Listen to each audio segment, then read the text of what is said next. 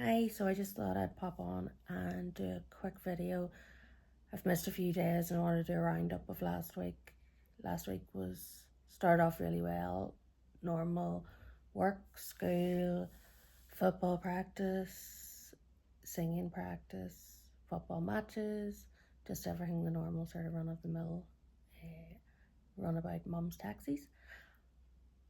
We went out for breakfast on Thursday morning with Mum, as I'd said from a previous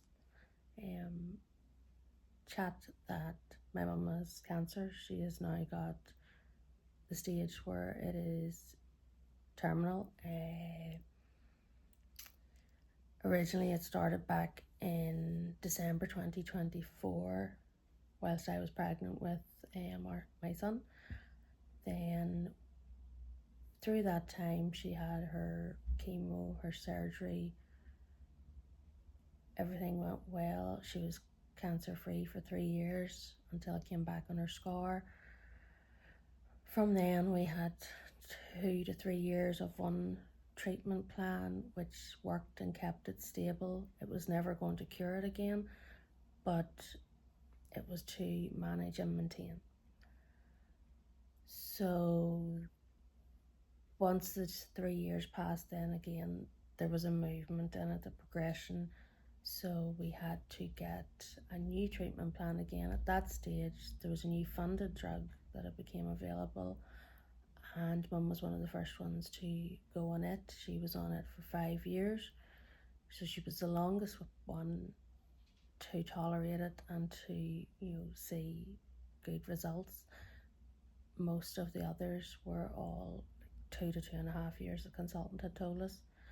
But back in early stages of 2024, on one of our routine CT scans and the MRIs, we had found out that the cancer had moved again. It had progressed to her liver, and that then it would have to be the next set of treatment that was available.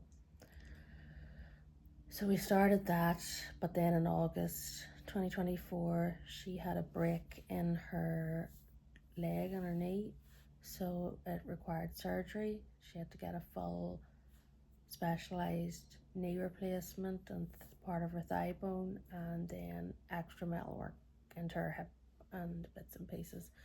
So she got through that surgery by no help from some of the trauma team that were there, because at one stage they went to get a weight and they used a hoist to lift her, and they didn't support her leg properly, and with her condition, with their bones being more brittle with the cancer, they broke her leg further. So she was left in agony for up to 10 days and then put in traction and stuff, because it was a specialised knee kit that was coming, and it took time for it to come, get sterilised, and then her to be prepped and stuff for surgery. But she got through that okay, and she was up on her feet the next day using the walker. The physio was going well, she was managing. She got home, then the community physio came out to do an assessment, and whatever other bits and pieces that he had got her to try and do, he ended up, it had hurt her other leg where she couldn't fully lift it and move. So then she was pulling more, using her arms, trying to maneuver herself a bit to help out. And she ended up, then she had like another cancer break in her left forearm. So she ended up back in the hospital again, and then they put a pin in it to support it and to help it, and it worked. And we got all the appointments done, fracture clinic, physios and stuff and all, and everything was going well. But at this stage, until all that was sorted, she was off her treatment.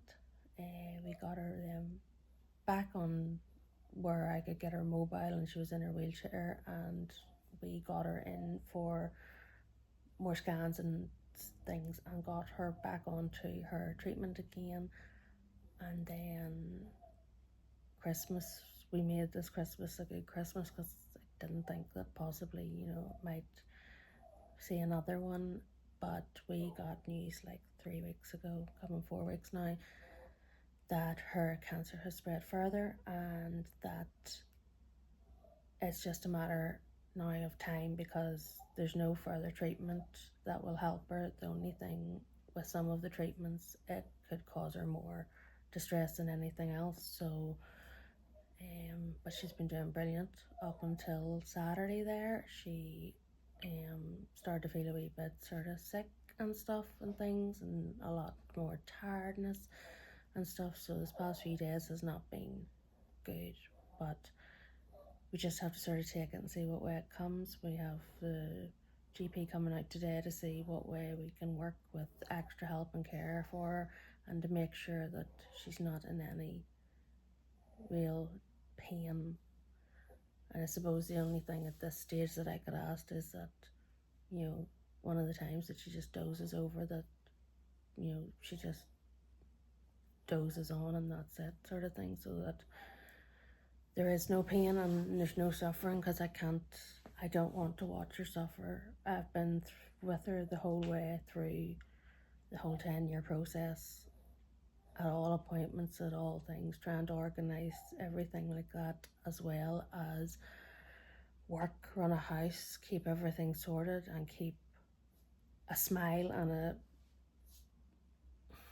a positive attitude, and trying to keep and hide it from the kids as much as possible that their nanny has been ill. So at the minute, I don't know what the next few days are going to bring. We're waiting to hear on what palliative care we can have and help, because Dad is getting it tough with different bits and pieces, and he's just struggling to actually watch her in pain. But I don't know what it's going to bring, and I do know what it's going to bring, but I don't know when. And I just dread having to tell my 2 children, and I dread having to sort of think of the whole thing and be there and support everybody else in my family and organise everything as normal. But somebody has to do it, so that's my roundup so far. But hopefully I'll be back on again shortly. And if you do want to keep up with my stories and day-to-day, give me a like and subscribe. And if you want to leave any comments, I'll try and come back to you. Thanks. Bye.